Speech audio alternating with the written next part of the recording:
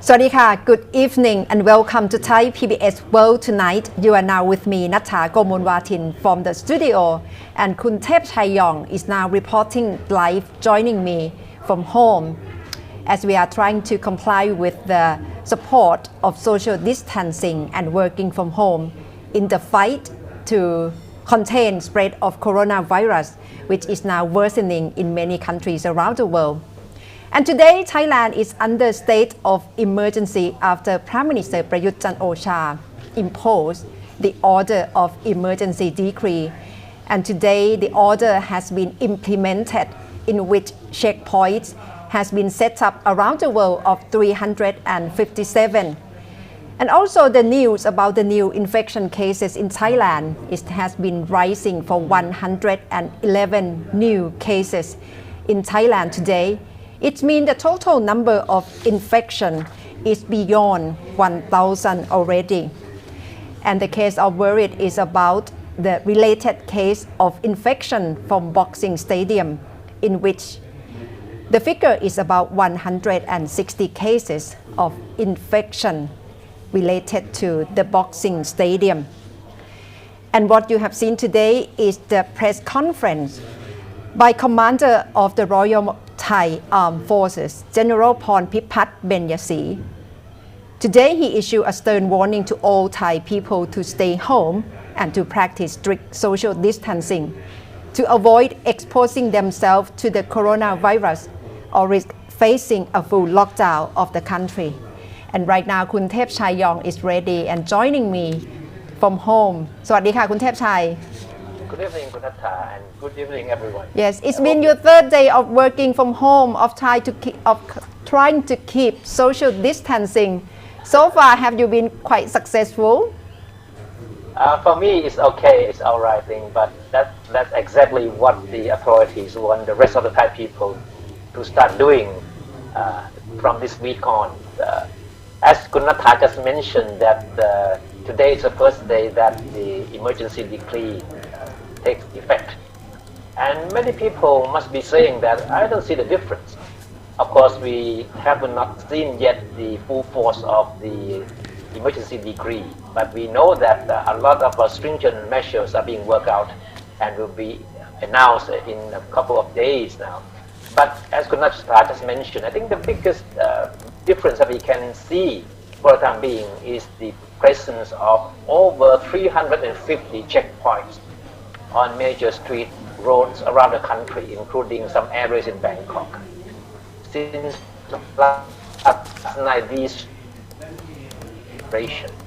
and today 5 more checkpoints will be set up in Bangkok, and more will be set up in other provinces. The idea is to discourage people from travel. And as the commander of the Royal Thai Armed Forces, General Pornpipat Benyasi, said today that there's no choice, but Thai people need to comply with the stay-at-home directive. Otherwise, Thailand will not be able to make it through this month without seeing a much larger number of infection cases. Yes. In the press conference, he seems trying to focus on government agency and business establishment to introduce shifting work schedule or cut down on working hours to minimize the number of personnel and employees having to commute to work. He said quite frankly that I am also appealing to you to start introducing work from home practice. He sounds quite serious, Kun Thep Chai. Yes, General Pornpipat, he's the point man as far as the legal enforcement and security is concerned. As we have learned from the Prime Minister's announcement yesterday, he has appointed a number of high-ranking officials, bureaucrats, to take charge of different aspects of the whole operation to deal with the coronavirus. And General Pornpipat is in charge of legal enforcement and security. And today, he made it very clear in his press conference that there's no choice but to sooner or later, some directive has to come out and to enforce the stay-at-home measure. But for the time being, he is appealing to people, to owners of business establishments, government agencies, to start introducing measures that would persuade or to convince people to stay at home and work from home. I think that, and he emphasized that this is the only way that Thailand can beat this deadly virus. Yes. As for now, he seems providing us with a choice, either staying home or to face national lockdown. So he said, actually, we don't need to go into lockdown if we stay home and practice social distancing. The message is quite clear. That's very clear. His appeal today was very strong in tone and the language he used. I mean, I can say that probably he was the one who has come up with the toughest statement on the need for people to stay home. Yes. He said, for the time being, there's no need for curfew because there's no need for lockdown. If Thai people can show to the world that Thai people can discipline themselves and go out only when they need to go out on essential business trip. But if they don't have to go out, stay home and be safe and not to spread and to contract the disease here. Yes. It seems this weekend must be quite decisive for him as well in order to see how Thai people will change practice, especially from government agency, private organization, how they will change work schedule and try to reduce the number of employees who have to commute each day to work. Yeah, when he was asked how he is going to enforce the directive, the stay at home directive, he was evasive. But he said that I shouldn't have to tell the government agencies or owners of business establishments what to do. So, but our guess is that sooner or later, this kind of directive will need to be conveyed officially to all the business establishments and government agencies so that it will be strictly enforced. Yes, so it's clear that we are all in this together. And toward the end, he also supports Thai people to be an example, to be like role model for other countries around the world. And in a way, he would like to say that Thai people can do it. He said Thai people. We know that is part wishful thinking, hoping that Thai people would comply with the directive to stay home. But as we can see in the past 1 week, despite the appeal from the government for people to stay home and not to go out, but we still see a lot of people out there on the street. We can't blame them because the people don't have choice. As the General Santitarn said today, that as long as employers still require people to show up physically to work, then employees, people like most people in the daily workers and personnel have no choice but have to show up to work for work. They cannot stay home if their bosses do not say so. That's right. And he said Thai people can set example for the rest of the world by voluntarily staying at home without needing a lockdown. So for now, we still have options, either to stay home and not facing a total lockdown. But if we do not stay home, perhaps in the near future, we will face a total, complete lockdown. That's especially a clear message from Royal Army Commander-in-Chief. Yeah, he said very specifically that Thai people should start showing that they can comply with the directive to stay home starting this weekend. That means that Saturday and Sunday, the streets should be empty and people should go out only to buy additional supplies. And starting Monday, that means a few days from now, we expect to see the streets void of people, but we still have no ideas whether or not the directive will be strictly followed by the business establishments or government agencies. Yes, and with life in the state of emergency, it's clear that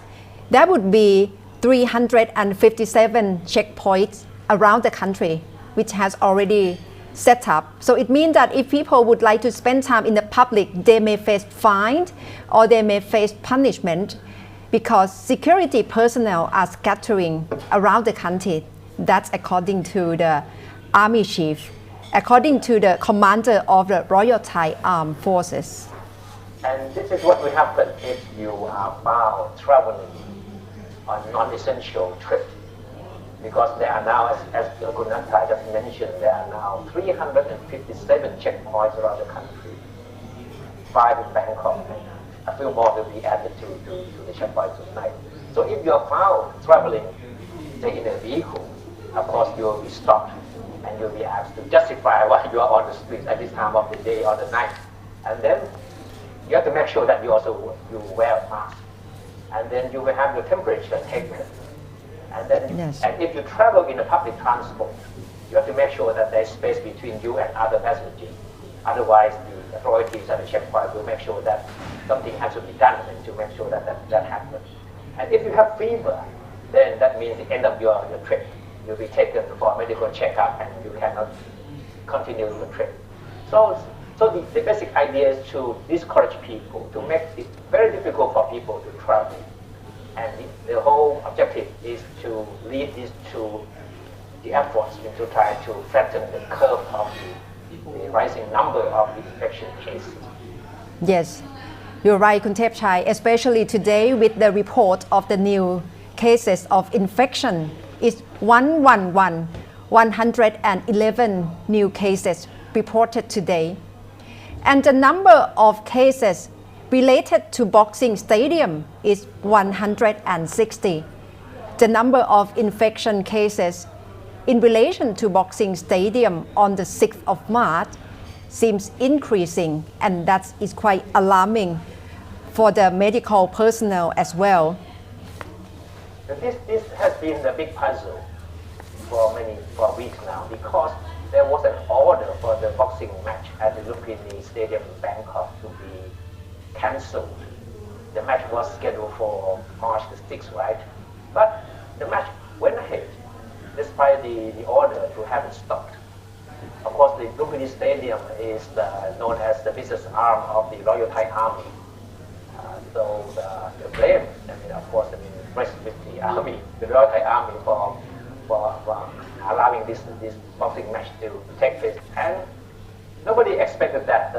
this place would turn out to be the source of super spreading of the disease. 50 boxing fans and people related to boxing gyms taking part in that night tournament were diagnosed as being infected. So, and of course, these people have spread the virus to other people. As Kunanthai mentioned, that as many as 150 people now were infected from contacts related to the people at the boxing match. Yes, and in order to sort out what's really happening on the day, on the 6th of March, this morning there was teleconference meeting between the Army Chief Commander General Apirat Kongsompong and other Army officers and Army Chief in order to form a committee to try to investigate what went on and lead to the organizing of the boxing match on that particular day. This is a big embarrassment for the Royal Thai Army, which has been trying to portray itself as at the forefront in the fight against the coronavirus. A reporter asked the Supreme Commander, General Santitarn today about this controversial boxing match, but he was evasive and he didn't answer the question directly, but he only said that action will be taken. But he didn't say what kind of action or what kind of punishment would be meted out if there are people finally found to be responsible for organizing the match. Yes, the trace of infection is very significant because it originated from a boxing fan who attended the boxing match that day, and he came from Italy, in which the type of virus perhaps quite different from other type of virus which is spreading around the country. In Thailand nowadays, that's why it has become main cause of infection to 160 more cases. And another issue, Kun Thepchai, is about what we have to consume. Mostly it's ordinary food for Thai people, but we have to be careful with it right now. It's about egg. Perhaps we can face shortage in the near future. That's right. For weeks we have been talking a lot about shortage of surgical masks, right? People have to queue up for hours just to get a couple of face masks. But all of a sudden, there is a shortage of chicken eggs. I mean, it's something so unexpected. But of course, if you look at the way that people have been rushing to supermarkets or grocery stores in the past few days,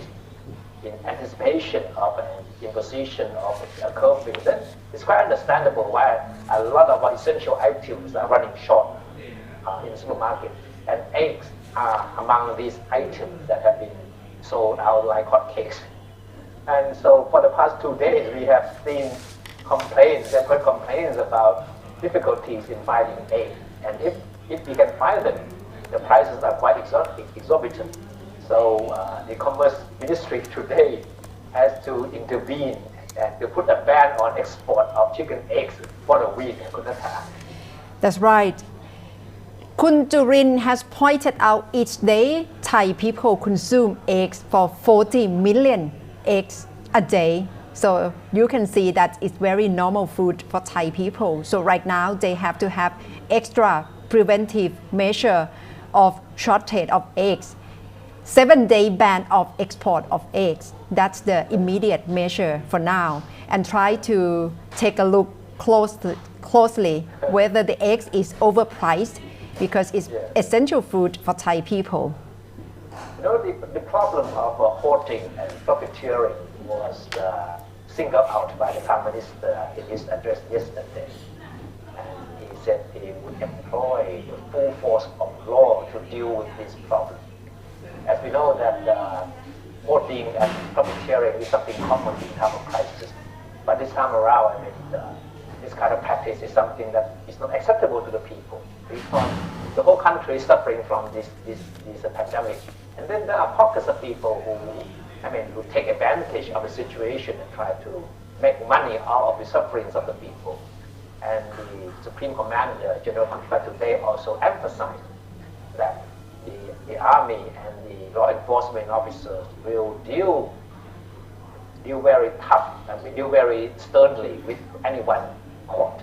hoarding and profiteering at this moment. Yes, so that's about daily consumption for Thai people, which is very essential, and we need to share this essential food among Thai people at this very crucial time rather than trying to stop piling, because right now the demand for eggs is 2 to 3 times higher than before. And in addition to Thailand right now, the global economy, the global stage is fighting against coronavirus. And we can see the death toll right now is more than 20,000 cases. And the number of people infected around the world is more than 450,000 around the world. And the President Donald Trump is trying to tell the public that the US is quite ready in terms of having speed testing. But there is some questions whether ordinary US citizens can have access to get testing of coronavirus, which has now killed hundreds of Americans and sickened tens of thousands of American people. During the press briefing today in the US, Donald Trump tried to ensure the ability to test coronavirus in different stages, but he asked whether it is necessary to have testing in every state in the US. In many states that I'm talking about, they don't have a problem. We have some big problems, but it's confined to certain areas, high-density areas. So why would we test the entire nation, 350 people? With that being said, I'm going to say it again. We tested far more than anybody else. We have the ability to test. I mean, we've come a long way from an obsolete, broken system that I inherited. We have now tested with the best test far more than anybody else. And on top of trying to provide testing for different people in different states in America, the President Donald Trump also trying to get approval from Congress in terms of approving financial stimulus package. And he is trying to say that the financial package is very important to help Americans right now who are facing crisis of coronavirus and to help alleviate financial troubles for ordinary Americans. $100 billion in support for the hardest hit industries with a ban on corporate stock buybacks, which is something I insisted on. And frankly, I tell you, the Republicans wanted that and the Democrats wanted that. We wanted to use the money for the companies and the planes or whatever they may be helping to get over this rough patch. And President Trump is having $21 trillion economic package in mind, and he aims at having this package available to help American citizens right now who are facing trouble in terms of coronavirus. And to try to get a glimpse and understand insight in terms of fighting against coronavirus, we have to learn from medical doctor who has experience before in terms of fighting with other virus and other epidemic and pandemic like Ebola, MERS, SARS, or other kind of flu, which is happening in the world before. And right now we have Dr. Erik Fleischman. He's former senior advisor to President Bill Clinton doing HIV/AIDS initiative, and he's now joining me live. สวัสดีค่ะ Dr. Erik. สวัสดีครับคุณนัท How are you? I'm fine. And you?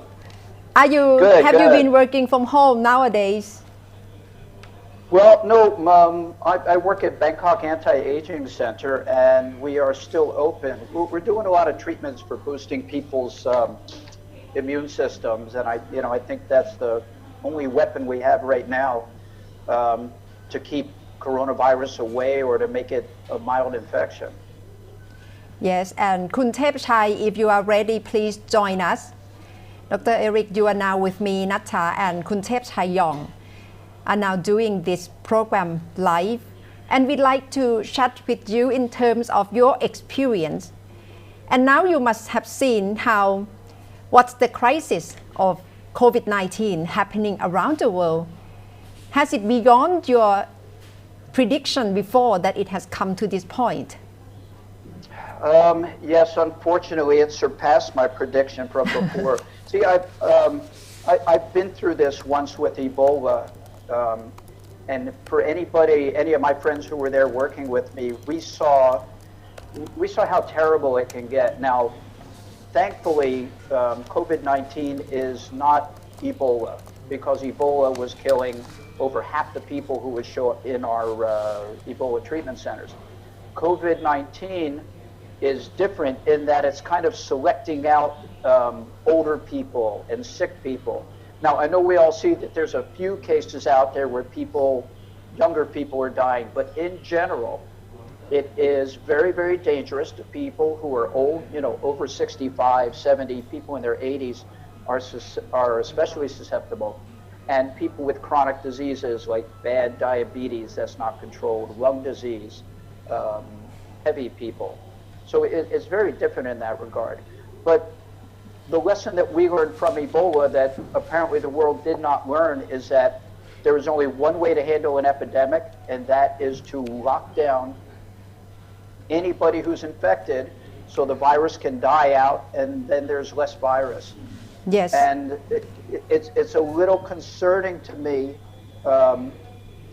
that when I go through Thailand and I'm on my way to work, I still see so many people out on the street and people standing together and people holding hands, and I just kind of cringe because I've already been through this once. Now, I support the Thai government. There's a lot of smart people. They definitely know Thai people better than I do. But my only comment is that the fastest way to get through this is the best way to get through it. And the fastest way that they can keep people effectively in their own homes and stop the spread and get the curve to start going down is going to be the best thing for Thai people and the best thing for the world. Dr. Erik, is it the right path of trying to fight COVID-19 by having the country locked down and encourage social distancing? Is it the most efficient way to fight it? Well, the most efficient way is to tell everybody to stay in your home and don't come out. And whatever you can do to accomplish that is going to lower the disease. Now, people have essential things they need to do. People need to go see their doctors. People need to get food. People need, there's certain public services that have to go on. Now, this is kind of all a numbers game, right? It's statistics. The least amount of people you have out wandering around, the least amount of people you have spreading things. Now, when we were in Africa, people say that we fought Ebola, but I can tell you we did not fight Ebola. We corralled Ebola. We found the people that were positive, we put them in one place, and we separated the sick people from the well people. And that is the only way that we stopped Ebola. Mm-hmm. So, I think we all have to take this lesson. Now, look,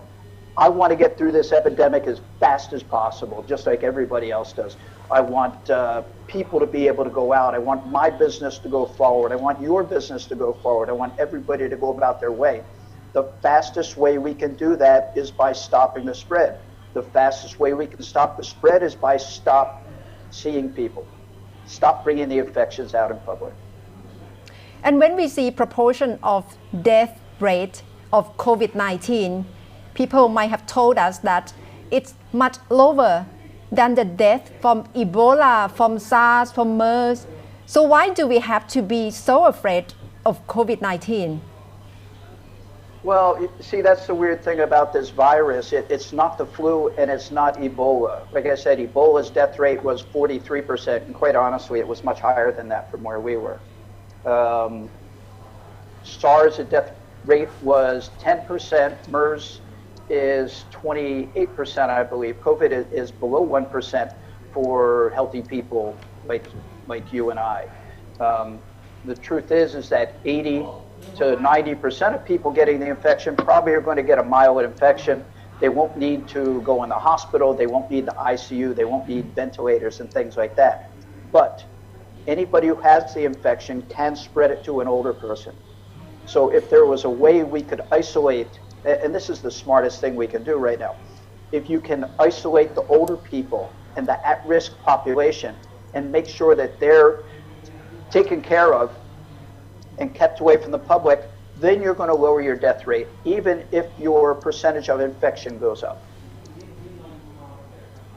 So in fact, to stay at home is not only helping oneself, but to help others, especially the older people and younger people. Especially the older people. For younger people, this virus is also interesting in that, when I say interesting, it's terrible, of course, but this virus is not affecting children. The death rate for children has been super, super low. And children only get mild infections. Look, we're all learning this. I mean, if you asked anybody 3 months about COVID, nobody's an expert. And now it seems that everybody on Facebook is an expert, right? We're all learning as we go along with the virus. Now, the one thing we do know that's interesting about viruses, this virus does not mutate very much. Viruses that mutate are a big problem because you can't just fight that virus, you have to fight every single mutation. So far for this virus, there's only been found 2 mutations, right? And the reason that happens is interesting. Because this jumped from animals to people, it's a very inexperienced virus, so it doesn't know how to mutate with people yet. Now, one of the big reasons we need to stop this virus is because viruses get very smart. And if you leave them around for a while, they will build up defenses and they'll build up mutations that will allow them to go into different forms. And this is what we don't want. And this is why we need to lock down now. Erik, you have been through similar situations before. What is it's like, to be spending time at home, say for 2 months or 3 months? And what is life like being confined to your place like that? I'll tell you something. When we were locking down, we were working in Ebola treatment units in Africa, and it was about 45 to 50 degrees inside. We wore big PPE, and we couldn't see, and it was terrible. And the lockdowns there wasn't very much to do. We just, stayed in some hotel and passed the time, and that was it. I think if the worst thing you ever have to do is stay home for 30 days, then fantastic, right? All of us have been through more hardship in our lives for 30 days than just this, So we have to all kind of take accountability for what's happening right now. Now, for those of us who understand it, have been through it, it makes sense. But for younger people, they can't see this, right? They probably don't have friends who are infected. They haven't been through it. They go, oh, most of the people are living, so, we're invincible, we'll go out and party. And then they find out the hard way. But the people who really find out the hard way are the older people in their houses. And that's the real tragedy of this. Erik, the fight against this pandemic, is it something that you can set a deadline on? President Trump said that he wanted to reopen large sections of the country by Easter, hoping that by the time there will be packed churches all over the country. Is that makes sense for him to say that? Well, like I said, I think we all have to be what I would call rigidly flexible in what we do, because it's changing moment to moment to moment. Now, I think the leader of any country, whether it's Thailand or whether it's America, one of their jobs is to give people hope, right? Because they can't go in, they can't cure everything, but they do have to keep people's spirits up and keep the hope up. And they have to remind people, just like we had in Ebola, that one day this will be over and will be forgotten, and it will be a piece of history that hopefully we forget after a while, except for the lessons we're supposed to learn. So the one thing I can tell you is this: if we could effectively get people to stay in for 30 days, just 30 days of not spreading the infection, the virus, a great deal of this virus would recover, the virus dies and it goes away, and we would see a tremendous reduction in the number of cases, just 30 days. Now, for most epidemics, what we want to see is a period of time where somebody's infectious and then add another week onto it for good measure. But the only thing we can't, we know the numbers, we know the statistics. The only thing we can't control is the behavior of people. And that's why I hope Thai people take their leaders seriously and what they're saying. Go home. I think they're being very generous by not locking people down. Personally, I'm a big believer in locking people down to accomplish what's good for the greater cause and the greater amount of people. So if, according to your timeline, if we really stay at home, keep social distancing, perhaps in May, things can be back to normal. I wouldn't say normal, but I would say on the way to normal. At least when cases go down, people's spirits go up, and some people go back to work. Now, the one thing I kind of agree with that President Trump was hoping was, let's protect our vulnerable populations, okay? If you're in that group that's above a certain age and you have a lot of risk of dying from COVID, then you will stay at home and you will stay isolated. If you have chronic lung diseases, if you have bad diabetes, you will stay home. So we can get some people back to work, because a dead economy is going to eventually kill a lot more people than COVID. So, like I said, we got to be very flexible. And I'd like to, I kind of want to give a shout out to a good friend of mine, Mr. Tom Cruzapan, who's a very, very influential person in Thailand, and he's been giving this message out to a lot of people too. Keep a small circle, stay inside, listen to people. Don't just listen to your leaders, listen to your friends when they're telling you to do it. Listen to the people who influence you. And I've been watching the message that Tom has given, and it's really kind of spirited me on to try to push this lesson in this direction onto people as well. Erik, say something that give us some hope.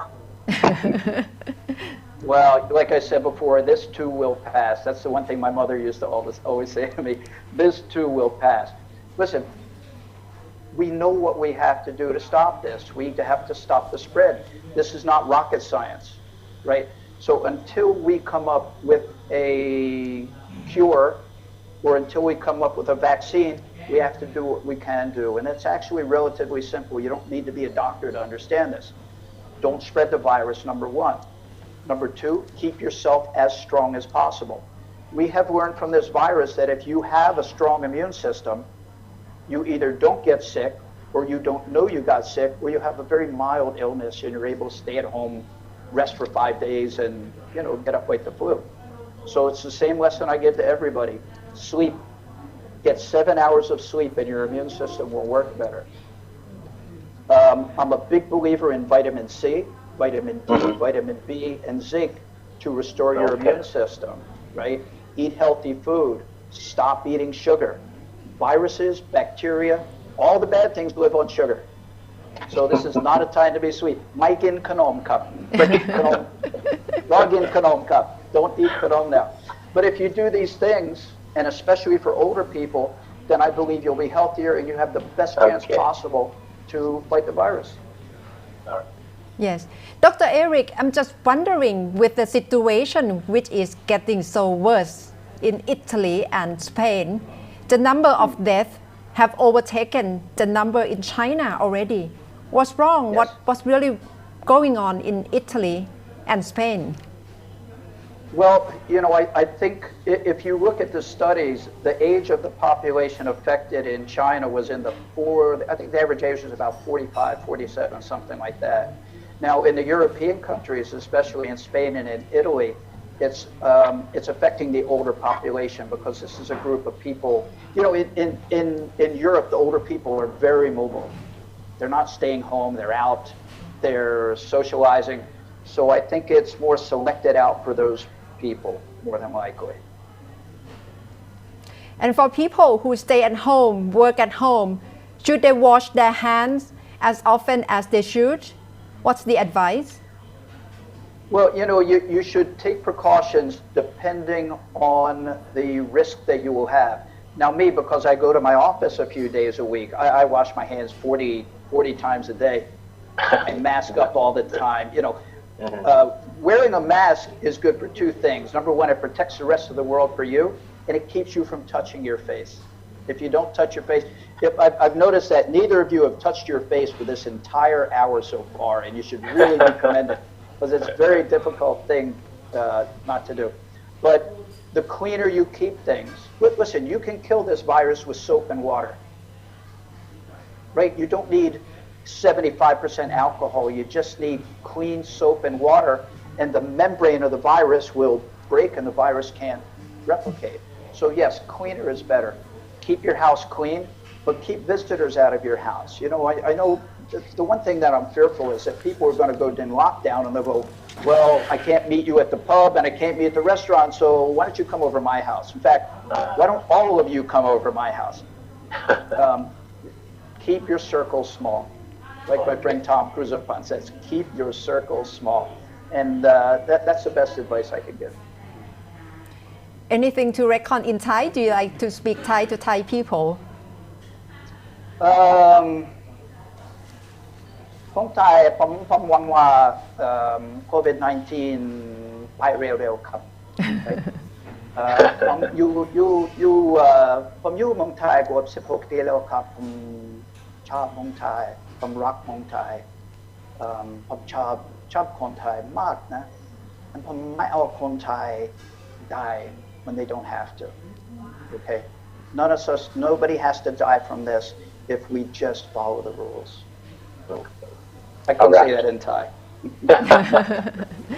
Thank you. That's good enough. Thank you very much, Dr. Erik, for joining us. Oh, my pleasure. Thank you for asking me to join the program. You're doing a great service for Thai people. Yeah. Nice talking to you. Okay, bye-bye. Keep safe.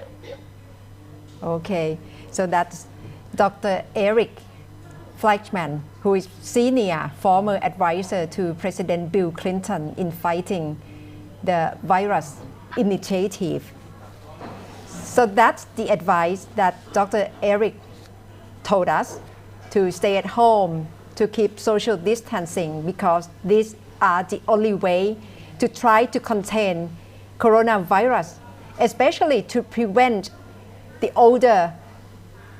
to get infected because of mobility of younger people. So the younger people have to try to protect older generation right now because the people who are over 70 can be more risky in getting infection of the coronavirus. And back to Thailand, in the beginning of this week, we can see what the Thai government has announced to try to alleviate financial burden, especially for small and medium-sized entrepreneurs and employees who are being badly affected because of coronavirus. Especially when Deputy Prime Minister Somkit Jatusipitak has announced financial measures to try to alleviate the financial burden. พูดง่ายๆถ้าเราแบ่งมาตรการการช่วยเหลือประชาชนเนี่ยก้อนที่หนึ่งเลยคือให้ประชาชนเนี่ยมีรายได้ที่จะใช้จ่ายประทังชีวิตในช่วงที่มีปัญหาในขณะนี้นะครับโดยให้คนละPrime Minister Somkit Jatusipitak talked about the first support package which aims to assist workers, casual employees and independent professionals by up to 5,000 baht per month for 3 months starting in April. Approximately 3 million people will benefit from this measure. However, if the 5,000 baht is not enough, those eligible will be able to apply for emergency loans without collateral from the government saving banks, Krung Thai Bank and government housing banks. The credit limit will not exceed 10,000 baht at a 0.1 interest rate. There will also be a special loan available worth up to maximum of 50,000 baht for those who have a regular income. And the government has also made available soft loans for pawn shops so that they can lend to members of public at low interest rates. And there are many more schemes, for example, upskill and reskill training to increase professional skills and increase the knowledge of people affected by the spread of coronavirus. For individual taxpayers, the deadline for the submission of tax returns will be extended from March to August this year.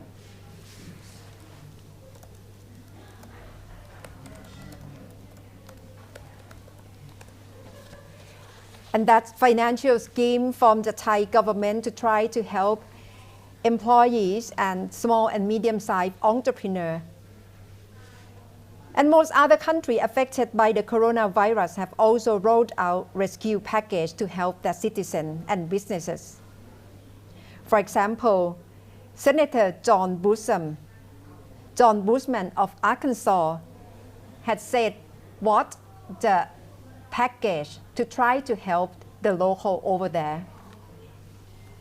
On this vote, the yeas are 96, the nays are 0. The 60 vote threshold having been achieved, the bill is passed. And that is financial package in Thailand and in the US, especially when President Donald Trump trying to have his stimulus package passed through Congress of $2 trillion. And what's going on in terms of global economic impact from coronavirus? Right now we have Dr.Santitarn Sathirathai, who is Group Chief Economist and Managing Director of C Group with us. สวัสดีค่ะ Dr. ต้นสน Dr. Santitarn สวัสดีครับ Yeah, thank you very much for joining us. For how many days you have been working from home already? Oh, it feels like forever, but actually probably only been 2 weeks. Yes, and how have you adjusted your pace of life?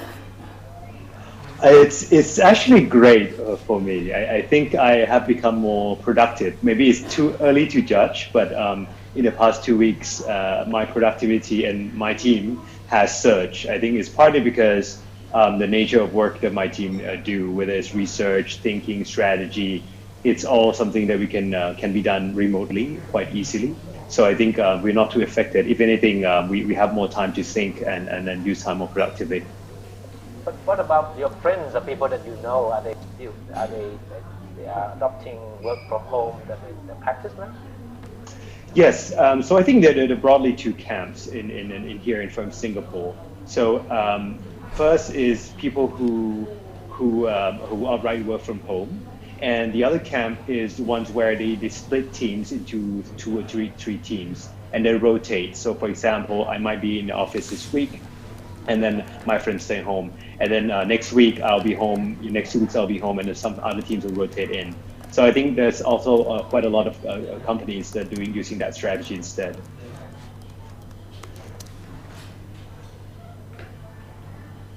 And so far, how do you see economic impact in Thailand first? So it's going to be massive. We are, unfortunately, I think most economists now do agree that we are facing a global recession. We are already in a global recession, and it's going to today. IMF, International Monetary Fund, came out to say that it's going to be probably at least as bad as the global financial crisis that we have experienced in 2008, 2009. So about 10 odd years ago. In Thailand as well, yesterday, I think Bank of Thailand came out and surprised quite a lot of pundits that came up with a new forecast for GDP of -5%, more than -5%, which will be one of the worst, since the Asian financial crisis. So I think I think everyone is now starting to accept that we are facing recession both globally and also in Thailand. And I think that's something we shouldn't be panicked about, but we have to accept that reality and also brace for the impact, because this is going to be a very difficult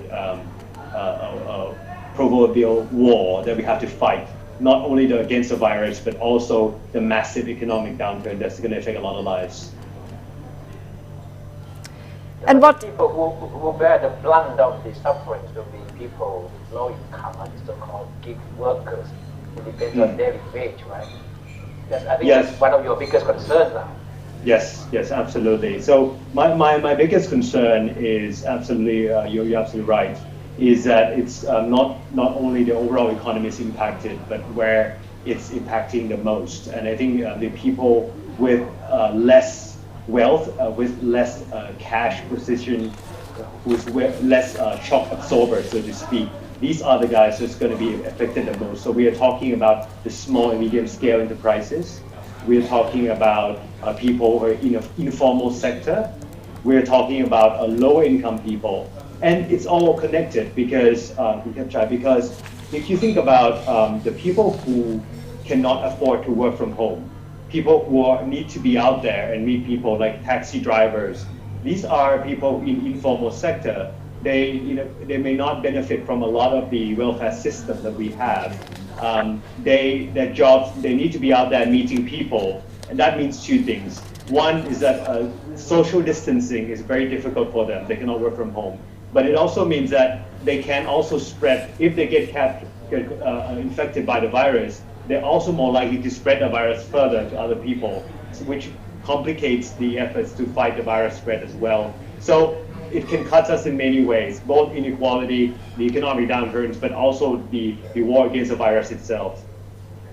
But this is the dilemma that is facing not only Thailand, in most other countries which are trying to introduce the work from home approach, are also trying to tackle this problem. UK, for example, is a big problem there also. So how do you think we can learn from some of other countries how to deal with this situation? That's a great question. I think that the two things to mention. So I think where we can learn from other countries is we can see definitely that there's a lot of focus on trying to almost, for lack of better words, almost pay people to stay at home. So pay people, so subsidize the companies so that they don't have to fire the workers, and give them enough sufficient funds so that they can stay home, so they can survive without having to work. And I think that's a very important lesson that we see everywhere around the world. Now, the more difficult part about Thailand compared to the UK or the more advanced economies is that the advanced economies, most workers and firms are in a formal sector. So it's very easy to identify them. They already have some kind of system, whether it's employment provident fund, central provident fund of some sort that you can help. But in Thailand, I think around half of people actually are not in a formal system. So we don't have a great data on them. So the question of how do we target these people? How do we help them? That's going to be the key challenge. I think the principle we can apply, but we have to be more creative in thinking about how do we really get to help people who are in the informal sector. And do you see the capacity of financial institutions like World Bank or IMF are quite okay in terms of supporting many countries around the world, or should governments of each country just try to rely on themselves first? That's a very good question. I think there's no doubt that we need global collaboration at this time. Because again, I'm back to the point that this is a very unprecedented kind of economic downturn, because it's not only the war against the economic downturn, but it's also the war against the virus at the same time. And the way the virus spread in a world which has become hyper-connected is very rapid, and it requires a lot of collaboration, a lot of communication. And honestly, I think that's what we are lacking right now. We don't have enough global collaboration. That's why we're in the situation we're in right now. So I believe both in terms of healthcare, health policy, both in terms of economic policy, there needs to be greater coordination. There needs to be greater communication rather than just solving each individual country's crisis. But right now it's very difficult because I think we enter this outbreak, not at the best position, not in a position of strength globally. And right now, everybody is just basically putting out fire in their own country, too busy to just helping each other. But do you expect China to try to play a leading role in helping countries like Thailand absorb the impact of this deadly virus? Should be a good opportunity for China to play that role, right? Yeah, I think so. And I think you start to see that they start to do that. And in some ways, it's a reciprocation as well, because I think many countries also stepped up to helping Thailand, help up China as well during time trouble. So right now, China is getting a bit better. It's a bit advanced in the cycle. So now it's passed on a lot of the knowledge and know-how to the rest of the world as well. And you can see that not just for Thailand, but also in Italy, where the situation is very severe. China is really stepping up and trying to help them. So I think that's really a good move in the right direction. I think we need to see more of that. I think this is time where we probably have to put the politics aside and really, appeal to the humanity rather than politics. You said we should put politics aside, but what do you think about global politics or global economy when the world coming out of this crisis? Will global politics still remain the same? Yeah, it really depends on how we handle the crisis. I think what I can say is that the world that we're entering is going to be different from the one that we were in before the COVID crisis. It's definitely going to be different. Whether it's going to be a more collaborative one where we appeal to humanity and we have greater collaboration and we start to see that it's really, we are fighting a lot of a common threat against humanity, whether it's a virus, whether it's a climate change issue. That's one possibility. It's a one I want to see. I'm not too optimistic. But of course, you can also have another world where it's just become more fragmented and more distrust, and you start to question the connectivity of the world, right? Because some people start to think that whether we have this spread of virus, is it because the world is just too connected, it's just too integrated? Should we rethink our mode economy? So I think question against globalization is going to come up after this as well. But if you trace back any question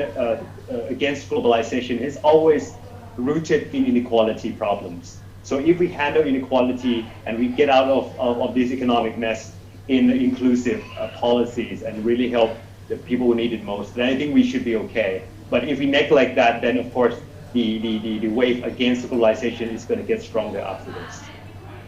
And then stop calling the pandemic a Chinese virus could be a good start for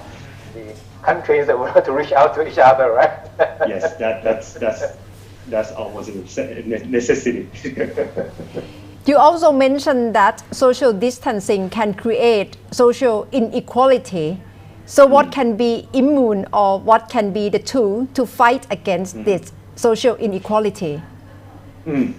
So what I'm arguing for is social distancing is crucially important, of course. You need to do that in order to flatten the curve and make sure our healthcare system is not overwhelmed. But social distancing causes pain points, and that pain is different for different people. And we have to recognize from that perspective, what are the barriers to social distancing? One of which is I already spoke about, which is the nature of jobs. Some jobs, I think Bangkok, Thailand just did a study, which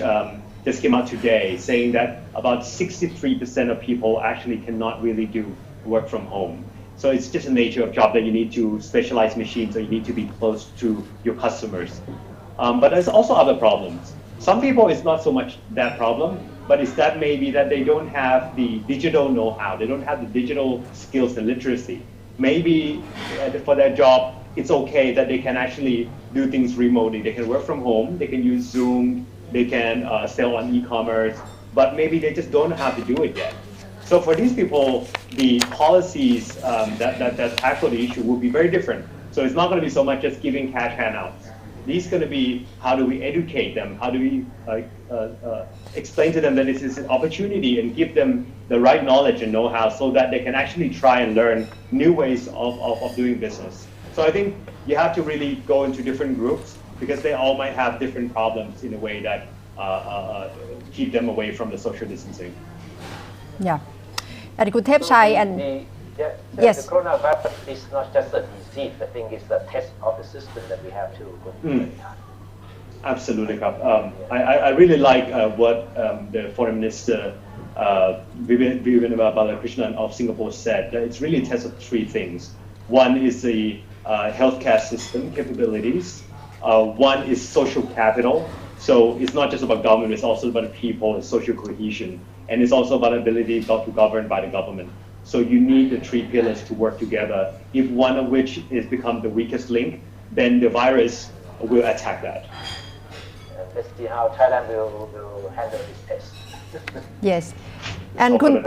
Thepchai and Dr. Santitarn, we always have this kind of story whenever crisis happen in Thailand, the story of unsung heroes. So I'd like both of you to take a look at the same time about during this kind of difficulty, how a group of Thai people always are willing to help others. Because during the time of coronavirus crisis, apart from doctors, nurses, and medical staff, we can see a group of volunteers helping others. And ThaiPBS World talked to a restaurant owner who provide food for hospital staff every day during the corona crisis. The restaurant owner said she's very happy to do this even though it's exhausting. Moreover, it's not money that they get, but it's real happiness that she feels that she can attain from helping others. The group of volunteers normally provide food for hospital staff twice a day for lunch of 600 boxes and dinner of 600 boxes. It costs about 36,000 baht a day. This amount of money she gets it from other volunteers who want to support her duty. คือเมื่อกี้ยังคุยกับลูกเลยบอกว่าสิ่งที่เราได้ She pointed out that this time is really important and we have to help others as much as we can to get through this crisis together because we are in this together. And ThaiPBS World will try to have this kind of story of unsung heroes or heroines during this crisis. And Dr. Thonsorn and Khun Thepchai, are you still with me? Yes, we are. Yes, we are. So that's quite regular story for Thai people, isn't it, during this time of crisis? Yeah, I think, it promised himself, Khun Prayut said yesterday that the pandemic could be ravishing, many countries in the world, but in no way can diminish the good hearts of the Thai people. I think he's right in saying that. Yes. Yes, and to spread this message about social inequality, about economic hardship and economic impact. So I'd like to change version of our talk into Thai version. And to audience, this is Thai PBS World Tonight, and so far we have discussed with Dr. Dr. Santitarn in English, and right now I'd like to carry on our conversation in Thai to get the message across, especially on social distancing and social inequality and how the world is fighting this crisis together. คุณผู้ชมกำลังติดตามไทย PBS World Tonight นะคะและช่วงนี้ดิฉันจะคุยเป็นภาษาไทยต่อกับทั้งคุณเทพชัยและดร.สันติธารเสถียรไทยนะคะเรื่องของผลกระทบทางเศรษฐกิจที่เกิดขึ้นจากปัญหาโควิด -19 ค่ะดร.ต้นสนคะครับห่วงขนาดไหนคะกับปัญหาเศรษฐกิจที่กำลังกระทบไปทั่วโลกนะคะน่ากังวลขนาดไหนคะครับคงต้องยอมรับครับว่าปีนี้นะครับก็ไม่ได้อยากให้ตื่นตระหนกแต่คิดว่าคงต้องตระหนักกันนะครับว่ามันจะเป็นปีที่เศรษฐกิจลำบากมากที่สุดปีหนึ่งในเท่าที่เราจำความได้เลยนะครับคือว่าถ้าดูตัว IMF เองก็วันนี้ก็เพิ่งมาบอกว่าเรานั้นอยู่ในสภาพถดถอยของเศรษฐกิจโลกแล้วนะครับอยู่ใน global recession แล้วในเมืองไทยแบงก์ชาติเองก็เพิ่งออกมานะครับประมาณการว่าปีนี้จะติดลบถึง 5% กว่านะครับซึ่งจะเป็นแย่ที่สุดตั้งแต่วิกฤตต้มยำกุ้งนู่นเลยนะครับคือหนักยิ่งกว่าช่วงวิกฤตเศรษฐกิจโลกหรือวิกฤตแฮมเบอร์เกอร์เมื่อประมาณ10 กว่าปีที่แล้วอีกนะครับเพราะฉะนั้นเศรษฐกิจนั้นหนักแน่นอนนะครับแล้วแถมลักษณะของเศรษฐกิจคราวนี้เนี่ยมันจะไม่ใช่ตกต่ำแบบเศรษฐกิจอย่างเดียวมันจะมีเรื่องของชีวิตเรื่องของสุขภาพเรื่องของสังคมต่างๆที่เข้ามาด้วยอย่างมากมายนะครับมันเป็นหลายมิติมันเหมือนเป็นสงครามที่เราไม่เคยเจอมาก่อนและมันเป็นสงครามที่เราสู้2 อันพร้อมกันมีทั้งสงครามเศรษฐกิจแล้วก็สงครามกับไวรัสนะครับเพราะฉะนั้นมันจะยากนะครับแต่ว่าผมก็ยังเชื่อนะครับอย่างที่เรื่องเมื่อกี้ที่ให้ฟังว่าความมีน้ำใจและความเห็นใจกันและต่างๆนี่มันเป็นสิ่งที่สำคัญมากๆเลยแล้วมันก็เป็นสิ่งที่ทำให้คนไทยสามารถผ่านไปได้ครับแต่แน่นอนมันไม่ง่ายแน่นอนสำหรับทั้งภาคธุรกิจและภาคครัวเรือนนะครับทุกคนต้องช่วยกันเต็มที่ใช่ค่ะอย่าง social distancing ขณะนี้ที่ได้เห็นก็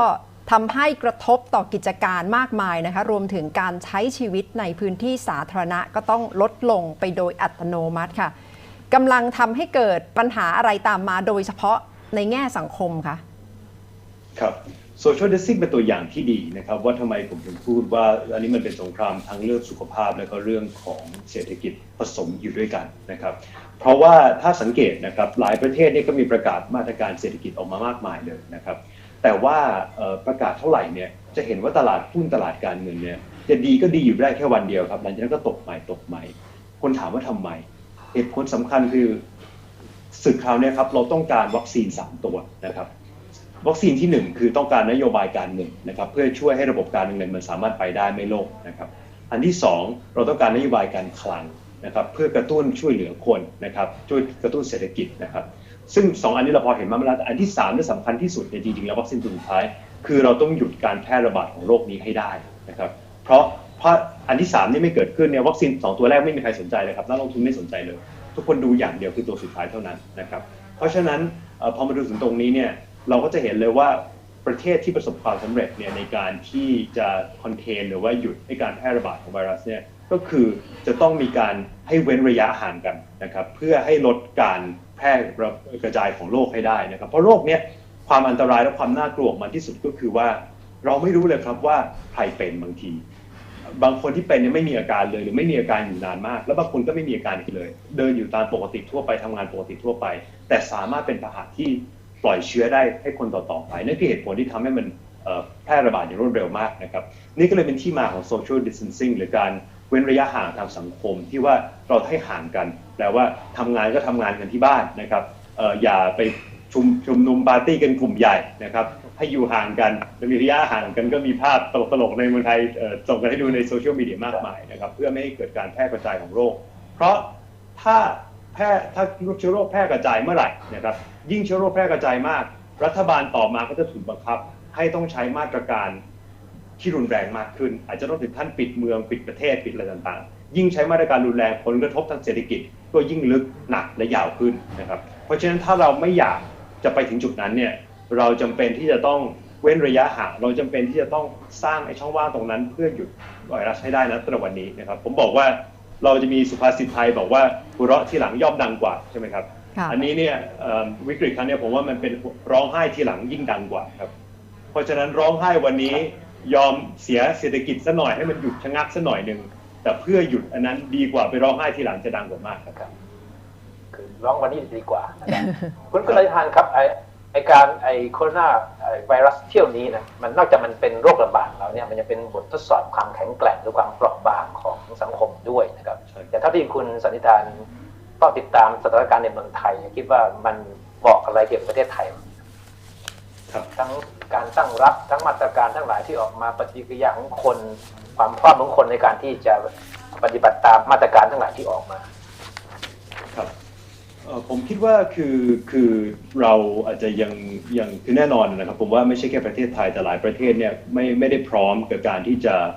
รบกับสงครามแบบนี้หรือการที่เผชิญวิกฤตแบบนี้ที่มันมีมาทั้งเรื่องของไวรัสแล้วก็เรื่องของเศรษฐกิจพร้อมๆกันนะครับทั้งสองอย่างแล้วมันก็ทำให้หลายๆอย่างเนี่ยยากขึ้นมากโดยเฉพาะถ้าเรามีปัญหาเชิงโครงสร้างอะไรอยู่แล้วผมยกตัวอย่างในเรื่องของ social distancing เพราะว่าเวลาเราพูดถึง social distancing หรือการให้เว้นระยะห่างกันเนี่ยมันซึ่งเป็นนโยบายสำคัญมากในการหยุดไวรัสแต่ว่าเวลาเราออกมาพูดกันนะครับเราจะพูดทำนองว่าอธิบายให้คุณเข้าใจว่ามันสำคัญนะทุกคนทำนะมาช่วยกันทำนะครับอยู่บ้านหยุดเชื้อเพื่อชาติใช่ไหมครับซึ่งผมว่าแน่นอนกับหลายคนเนี่ยอันนั้นแค่นั้นก็พอก็คือแค่เราเข้าใจว่ามันสำคัญอย่างไรเราก็ทำแล้วใช่ไหมครับแต่ว่าเราต้องมีความเข้าใจด้วยครับว่าโลกของเราเนี่ยมันก็มีความเหลื่อมล้ำอยู่พอสมควรแล้วมันก็มีคนจำนวนมากที่ไม่สามารถที่จะอยู่บ้านได้นะครับถึงแม้เขาจะอยากหยุดเชื้อเพื่อชาติเหมือนกันแต่เขาอยู่บ้านไม่ได้เหตุผลเพราะอะไรบ้าง1อาจจะเป็นเพราะว่าอาชีพของเขาเนี่ยเป็นลักษณะที่เขาจำเป็นที่จะต้องเจอคนเขาขับรถรับจ้างเขานะครับทำอะไรที่มันจะต้องเจอลูกค้าเนี่ยมันอยู่ในโรงงานมันอยู่บ้านไม่ได้นะครับอันนี้ที่1อันที่2ก็คือว่าอาจจะเป็นเรื่องของว่าเขาสายป่านสั้นนะครับคือว่าเขาเนี่ยไม่สามารถหยุดงานได้เพราะเขาหยุดงานเขาหาเช้ากินค่ำเขาหยุดงานไม่กี่วันเนี่ยเขาไม่มีเงินที่จะไปจ่ายเรื่องรายจ่ายทั้งหลายของเขาและอาจจะมีปัญหาครัวเรือนหนี้ครัวเรือนอีกนะครับซึ่งในเมืองไทยก็สูงอยู่ 80% ของ GDP เพราะฉะนั้นเขาไม่สามารถอยู่บ้านได้หรือข้อ3คือเขาอาชีพเขาอยู่บ้านได้จริงๆแล้วถ้าทำออนไลน์ทำได้เขาอาจจะไม่เคยทำออนไลน์มาก่อนเลยทำไม่เป็นนะครับไม่มีความรู้ตรงนี้เพราะฉะนั้นถ้าเราเข้าใจตรงนี้แล้วเนี่ยเราก็ต้องช่วยกันครับไม่ว่าจะเป็นภาคเอกชนก็ดีแม้ว่าจะเป็นภาคสังคมก็ดีนะครับหรือว่าเป็นรัฐบาลก็ดีก็ต้องมาช่วยกันนะ address ว่าเราจะช่วยจุดพวกนี้ยังไงให้คนสามารถอยู่ห่างกันได้นะครับเช่นอาจจะต้องมีคนที่หาเช้ากินค่ำก็จะต้องมีเงินซัพพอร์ตเขานะครับให้เขาอยู่ได้ซึ่งผมก็บอกว่าดีใจนะครับเพราะว่าเขียนบทความเรื่อง social distancing ต้องมีหัวใจแนะนำอันนี้ไปแล้วเมื่อวานก็ได้เห็นทางรัฐบาลประกาศออกมานะครับมีให้ 5,000 บาทนะครับกับคนที่อยู่ในนอกประกันสังคมนะครับอันนั้นก็เป็นจุดเริ่มต้นที่ดีนะครับอีกอันหนึ่งก็คือว่าคนที่ไม่เคยใช้ไม่คุ้นดิจิทัลก็อาจจะต้องมีการอบรมการสอนเทรนนิ่งนะครับถ้ามองเป็นทางกลับกันก็จะเป็นโอกาสที่ดีก็ได้เพราะรัฐบาลก็พูดมาหลายครั้งแล้วว่าอยากให้ SME ทั้งหลายเนี่ยใช้ดิจิทัลเป็นมากขึ้นนะครับไม่ว่าจะเป็นเรื่องระบบชำระเงินการขายของการบริหารจัดการนี่ก็จะเป็นโอกาสที่เขามีเวลาที่สามารถมาศึกษาถ้าเราให้เงินสนับสนุนเขาให้ความรู้เขาตรงนี้เขาก็จะสามารถปรับเข้าโลกดิจิทัลได้มากขึ้นในอนาคตด้วยนะครับคือถ้ามองในแง่อีกด้านหนึ่งของเหตุการณ์ที่เกิดขึ้นเนี่ยมันก็น่าจะเป็นโอกาสในการกระตุ้นให้เราต้องมองไปในอนาคตละว่าเราต้องเตรียมสังคมรับมือกับความเปลี่ยนแปลงหรือว่าภัยคุกคามเหล่านี้อย่างไรคุณสันนิษฐานพูดถึงเรื่องของทักษะทางด้านดิจิทัลนะครับผมคิดว่านี่อาจจะเป็นจุดเปลี่ยนที่สำคัญก็ได้นะครับว่าไม่ใช่เมืองไทยอย่างเดียวทุกประเทศที่ต้องมองว่าจากนี้ไปเรื่องการสื่อสารทางดิจิทัลการทำออนไลน์เนี่ยมันจะกลายเป็นทักษะที่มีความจำเป็นที่สุดอย่างหนึ่งในชีวิตของคนในอนาคตแล้วใช่ครับคือผมว่ามันมีของพวกนี้บางอย่างเนี่ยมันก็ต้อง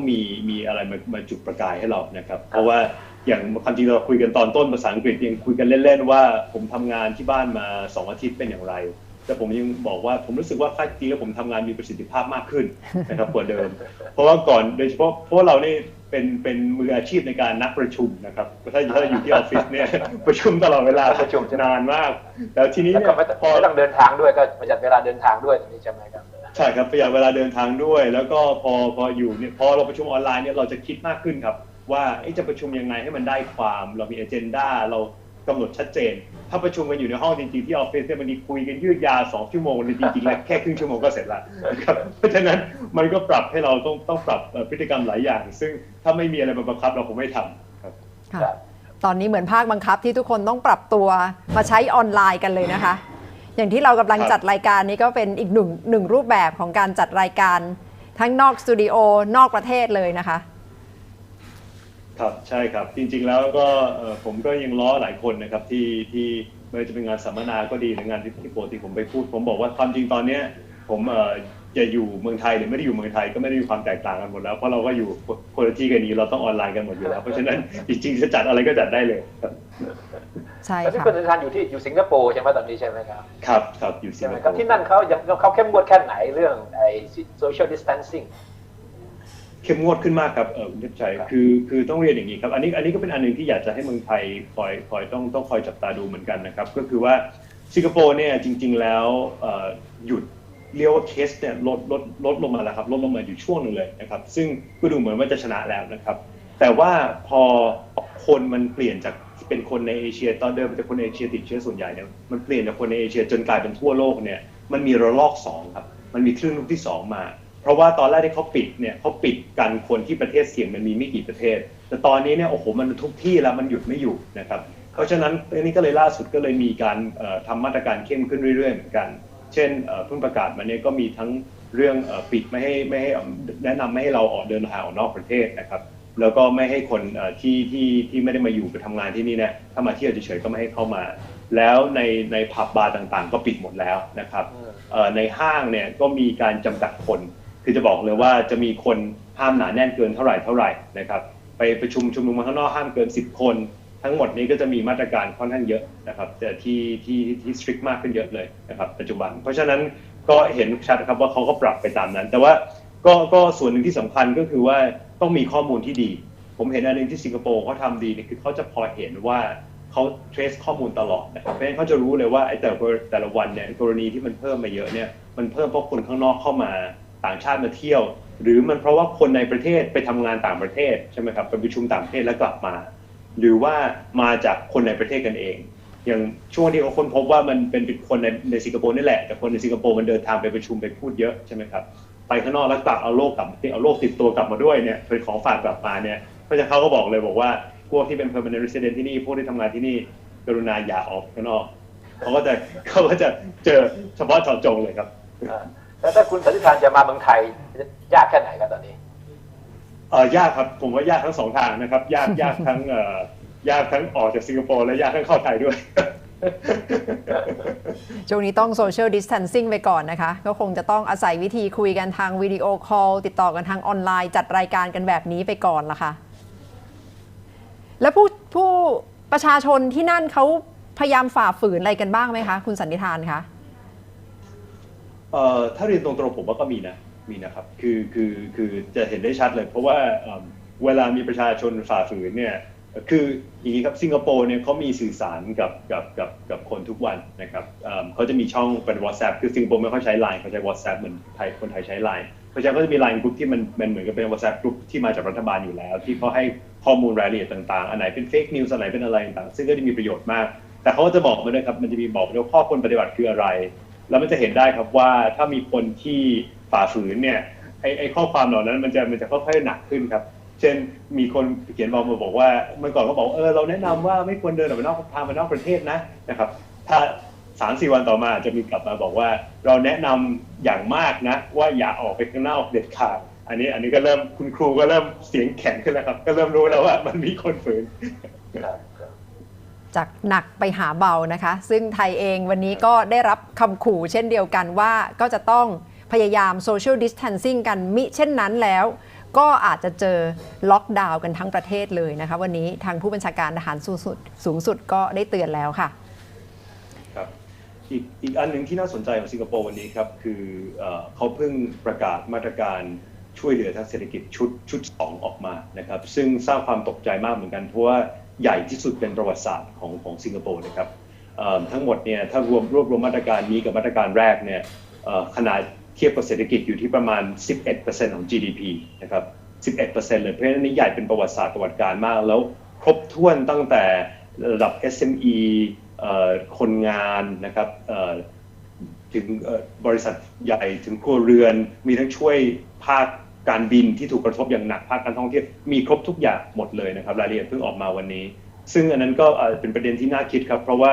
ถ้าเราลงมาดูอย่างประเทศไม่ว่าจะเป็นสิงคโปร์ก็ดีหรืออเมริกาก็ดีเนี่ยนโยบายการคลังตอนนี้ออกมาเรียกว่าจัดหนักมากนะครับเพราะฉะนั้นผมว่าเราก็ต้องดูเหมือนกันเพราะว่านี่มันเป็นเวลาที่ไม่ปกตินะครับเพราะฉะนั้นนโยบายที่ใช้นี่ก็คงต้องฉีกตำราอยู่พอสมควรนะครับในประเทศไทยเองผมเองก็คิดว่าคิดว่านโยบายที่ออกมาล่าสุดของกระทรวงคลังเนี่ย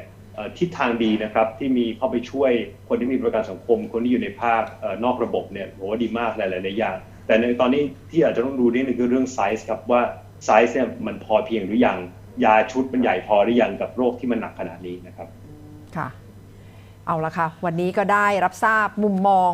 ผลกระทบที่คาดว่าจะเกิดขึ้นซึ่งหนักกันทั่วโลกนะคะพร้อมทั้งมาตรการต่างๆที่ออกมาโดยรัฐบาลทั่วโลกในช่วงเวลานี้เพื่อที่จะ